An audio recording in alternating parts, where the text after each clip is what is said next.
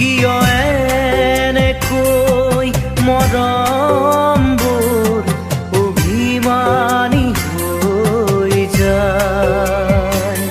কিয় এনেকৈ আপোনজন অচিনাকি হৈ যায়? কিয় এনেকৈ জীৱন হেৰাই? কিয় এনেকৈ জীৱন হেৰাই? সময়ৰ প্ৰতিটো খোজত কিয় এনেকৈ মৰম